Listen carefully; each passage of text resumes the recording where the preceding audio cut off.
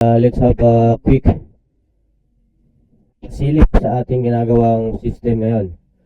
Ang ginagawa nating system is Internet Service Provider Client and Billing Management System. ISP, Client and Billing Management System. Na pwedeng manage ang mga ISP provider ng kanilang mga client, manage yung bills nila, payments, and other stuff. Ngayon, testing natin. Ito yung, by the way, ang gamit ko dito is, for the backend, is Node.js and Express para sa paggawa ng API endpoint or RESTful API. Yan. And then, sa ating front-end naman is Next.js. Bakit Next.js? Siyempre, para mas mapabilis yung gawa natin. Kasi ang Next.js is maganda yung folder structure niya at saka yung pages or routes is base na sa folder name. Yun. Sa iba kasi or sa React.js is ang paggawa ng mga routes is i-define mo pa.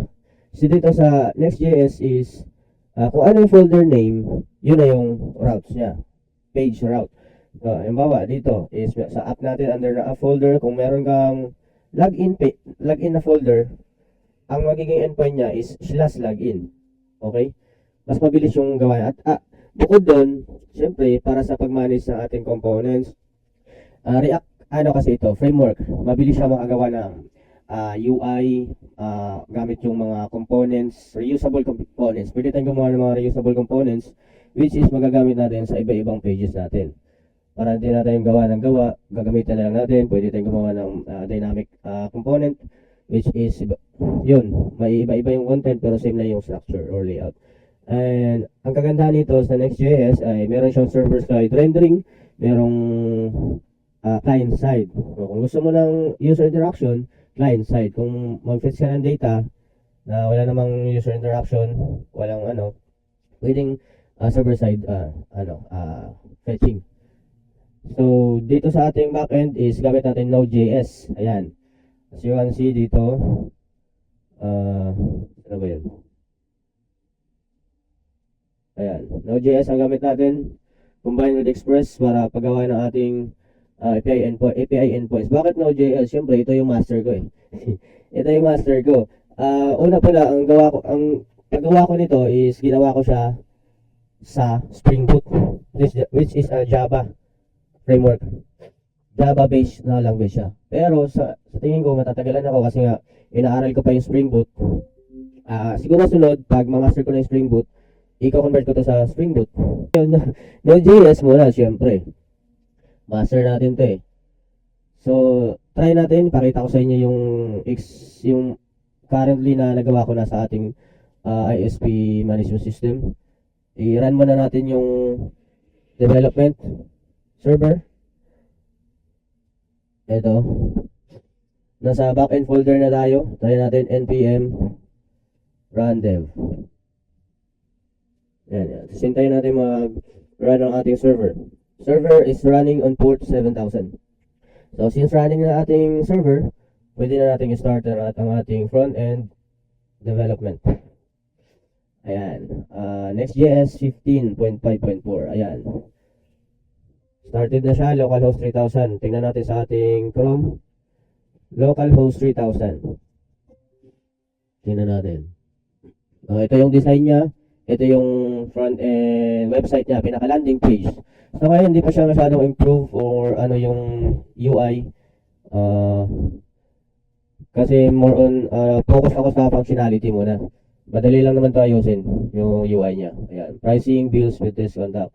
And then login, apply now, and meron pala tayong dark mode. By the way, ang gamit ko sa front-end para mas mapabilis yung gawa is ShadCN components. And yan. Ito yung login. Try natin mag-login sa dashboard. Yan. Yan. Login tayo. Login. Signing in. Ito yung itsura ng dashboard. And syempre, hindi mawawala ang ating dark mode. para sa mga client dyan or sa mga provider dyan na ayaw ng light mode, pwede sa dark mode. Ito yung kagandahan ng Shad CN. Meron siyang team provider, meron siyang dark mode provider para magagamit ko siya. Light system, ayan. Try natin yung light muna para kitang-kita nyo. Dito sa ating dashboard, bubungad sa atin yung data ng inyong mga clients. Total clients, active clients, partial disconnected clients, terminated clients, pending applicants, and got rate. Meron tayong customer trends, which is ito yung data ng na-install na client versus terminated client. Ayan. Makikita nyo kung mas marami bang na-disconnect or mas maraming na-connect sa araw na yon. Ngayon, yan, mga sample data pa lang yan. Yan. Para makita nyo kung nag-i-improve or kung tumataas yung trend ng client nyo. Ayan. Yan. Pag nakita nyo sobrang baba, mas maraming na-disconnect, syempre, pababa na yung business nyo. Meron tayo last 6 months, last 3 months, last 30 days, last 7 days. Diyan yan sa client's dashboard. Meron tayo dito finance dashboard. Click natin. Dito sa finance dashboard, improve ito. Meron tong maraming analytics. Meron tayong monthly revenue, year YTD revenue. Ibig sabihin nito is yung revenue mo from starting of the current year, which is the January, up to the current month of the year. Halimbawa, October ngayon, from January to October, ito yung kita mo. Para ma-visualize mo talaga. Meron din tayong average revenue per client. Ito. Yung, para maano mo kung magkano yung average na nakukuha mo per client.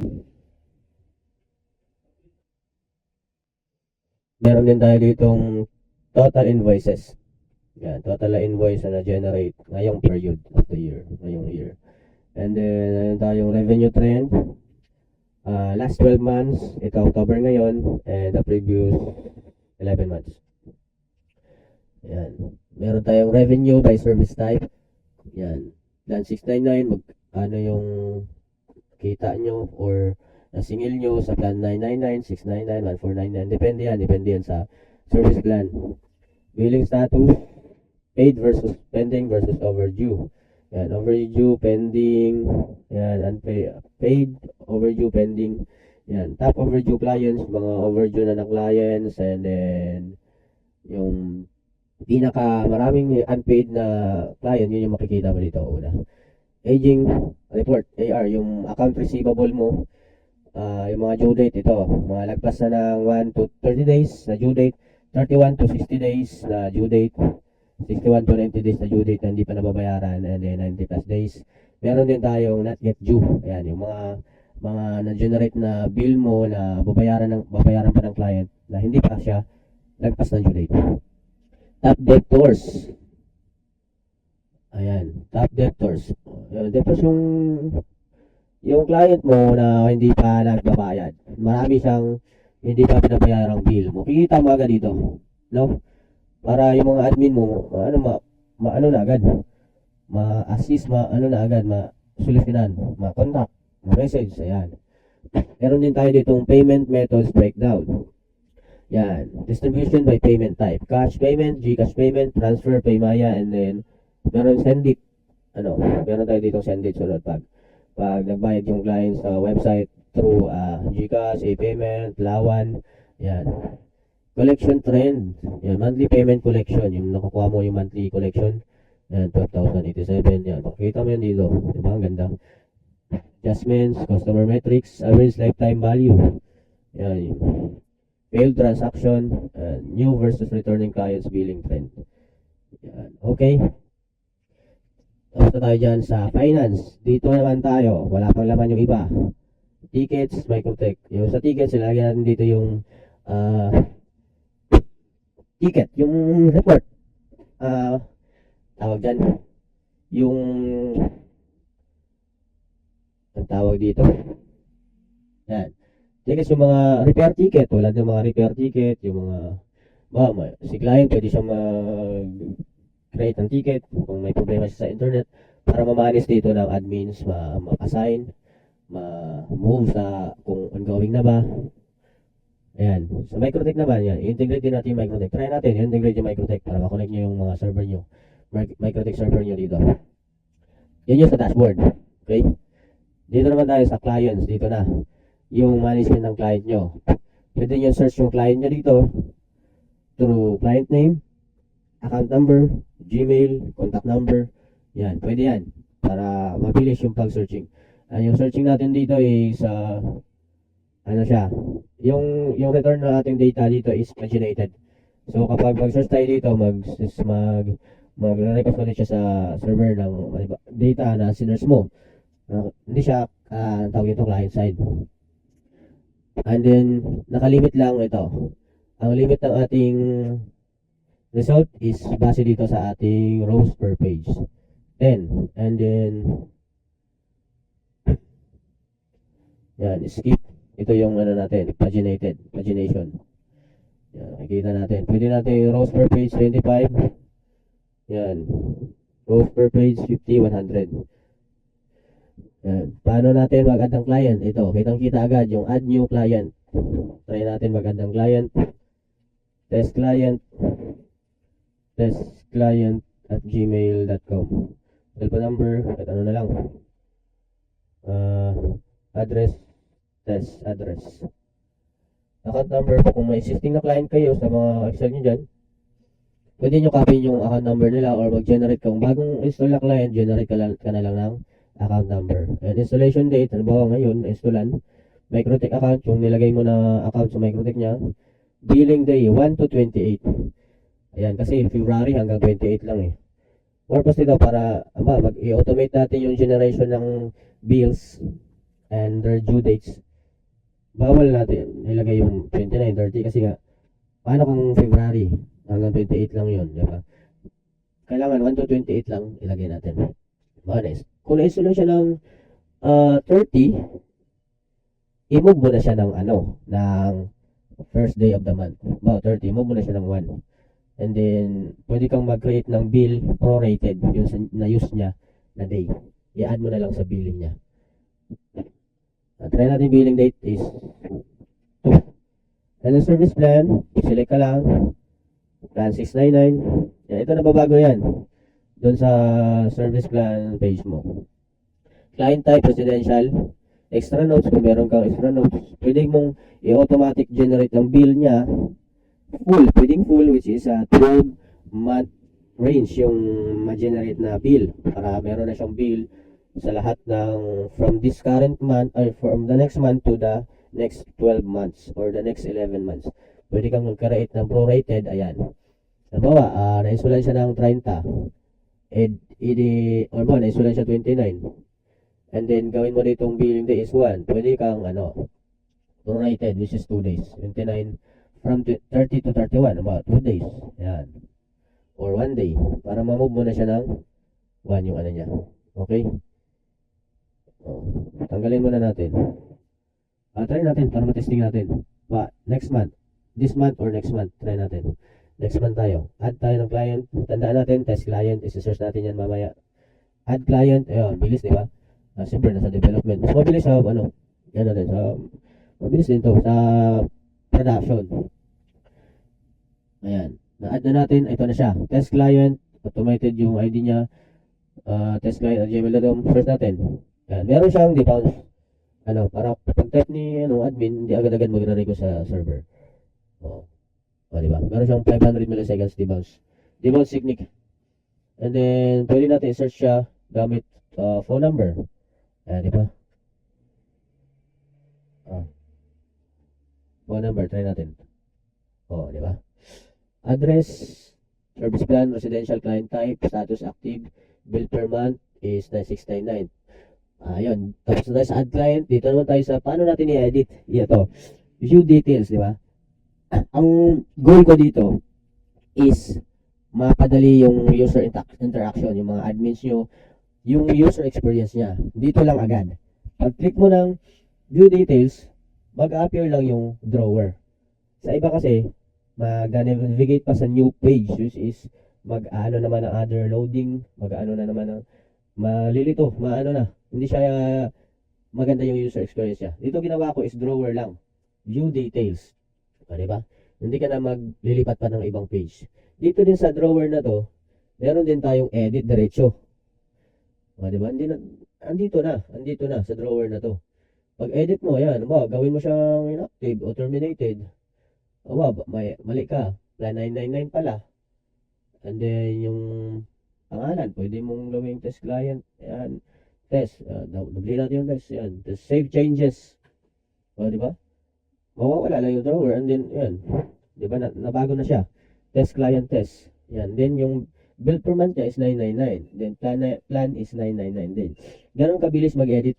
Pwede tayo mag-send email. Ayan. Marami tayo lalagay dito kung yung maisip natin. Try natin i-delete. Yan. Crude operation to. Create, read. Ito yung read. Create yung kanina. Update. Ito yung update. Kanina, in-edit natin. Ang delete para makompleto yung crude operation. Delete. Are you sure you want to delete this client? Ayan. Simple confirm lang ang ginawa ko. Window.confirm para ma-confirm kung i-delete niya ba talaga yung client na to. Ayan. Okay. Sunod, pwede natin i-improve ito. Gawin natin modal. Pop-up. Mas maganda yung UI. Okay natin. Delete natin. Bilis mag-delete, no? Tanggal agad. Di ba? Wala na si test client. Test client test. Wala na. Yan. Yan. Ulitin natin yun pala. Mabilisan lang. Ipapakita ko na na-generate talaga yung billing niya kapag i-click natin yung generate bill. Next month. testclient@gmail.com. Yan. Kahit ano na lang. Ayan. Generate test billing 12. Nabawa. 999. Residential. Try natin. Dapat meron siyang agad na bill next month. Add client. Tayo ha. Tandaan nyo, billing day is 12. Dapat ang due date niya is every 12. Add client. Yan. Ito na, test client. Punta na tayo sa ating bills. Billing. Ayan. Kita nyo? Meron na agad siyang, search natin yung test client. Ayan. Dito, sa billing, meron tayong search option. Search input. Pwede tayong mag-search gamit name, account number, phone number. Ayan. And then, ito na, test client. Diba? Nagawa na siya ng bill. Next month. 11, due date niya, 13, 2025. Ito dapat 12 pala to. Medyo may counting bug. Dapat 12. Siguro sa local date. This is iba. Sa JavaScript local date. Account number, period niya, period November. Next month eh. Status pending. So ngayon, paano kung nagbayad na si client? Ito pala, na-automate to pag nagbayad si client gamit ang send it natin. Try natin, halimbawa, si client pupunta sa website, magbabayad siya. Enter niya lang yung account number niya. Check bill. Ayan, meron agad, makikita niya, billing details, November, ayun, tama yung due date, Due date, November 12, 2025. Amount 999. Pag i-pay natin yan, yan, payment details, may convenience fee, 15 pesos, proceed to payment. Ayan. Proceed to payment. Okay, ito yung payment natin. Portal. Send it. Pwede siyang magbayad sa e-wallet. Ngayon, hindi ko tutuloy. Wala pa naman, test account pa lang yun eh. Test API key. Yan. Testing natin. Nagbayad si client ng cash. Meron tayo dito sa auction. Confirm payment. Si admin, pinayaran siya, nagbayad si client sa admin sa over the counter. Confirm payment niya lang. Yan, amount, automatic na auto fill up na to. Payment amount, 1999. Ayan, payment date ngayon.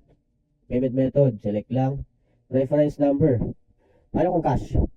Ang reference number, yun yung number sa, number na acknowledgement receipt. O yung resibo. May numbering yun eh. Yun ang ilalagay nyo. Receipt by, sinong action, sinong gumawa, sinong nag-receive, si super admin. Kasi currently nakalagin ako super admin. Confirm payment. Paano kung kulang? Sabi ni client is, kulang ako. 500 mo na bayad ko. 500. Try natin, confirm payment. Confirm payment. Ay, walang reference. Try natin, 1, 2, 3, 4, 5, 6, 7, 8. Confirm payment. Reference number already exists. Try natin na. Ayan. Confirm. Okay. Meron na agad. Yan, status niya, partially paid. Kasi nga, hindi niya pa fully paid. Yan. Nagbayad siya ulit. Ito lang, confirm payment ulit. Ayan, auto fill up ulit yung magkano yung kulang niya. No need complete na. Try natin sa payments niya. Sa payments, tab. O, di ba? Meron tayong record ng payment dito. Ayan, magkano binayaran? Refresh natin pala. Ayan, partially paid. Ay, may error ah. Amount 999. Oh, ito tama. Ito yun, paid. 500 yung binayaran. Partially paid. Okay? Para may record talaga. And then, makikita natin sino yung nag-record. Recorded by super admin. Okay? Dito, try natin. Nagbayad na siya ulit. Confirm payment. Yan, 499. First number ulit. Gcash naman, halimbawa. Confirm payment. Okay, bilis. Paid na agad. Paid amount, 999. Okay, balik tayo sa payments. Meron ulit yan. Yung kanina pala, na-record yung ano natin. Yung pag-reach natin ng endpoint ng send it, yung pag-pay natin sa ating website. So, pending siya. So, di ba? Billing status niya paid kasi yung nabayaran na ni client yung kulang niya, yan. Ayan o, paid. Okay? 500 plus 499.999. Kaya paid na. Gcash. Okay? Payment confirmation. Wala pa. Billing. Okay na sa bill. Pwede nyong i-view ang details ng bill. Ayan. Status paid. Drawer din siya.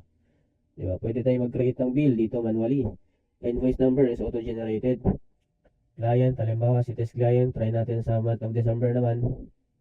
Month of December 2025 discount. Ayan. Meron na billing details. Create bill. Ayan. Asan na yun? Ayan o. Period December. Oh, diba? Period December. Pending. Month. Pwede nyo i-filter by month. November 2025. Okay. Lahat ng November. December. Oh, si test client meron, di ba? Filter by status. Paid. Pending. Partially paid. Overdue. Cancelled. Yan. All status. Okay na. Pwede natin i-delete. Yan. Wag. Yun lang. Ganun lang pasilip muna natin kasi ang nagawa pa lang natin is client and billing. And then, kung may mga suggestion kayo, kung meron kayong mga features na gusto niyo idagdag dito, sunod, pwede natin idagdag. Pwede natin i-integrate dito para mas mapaganda yung ating system. Yan.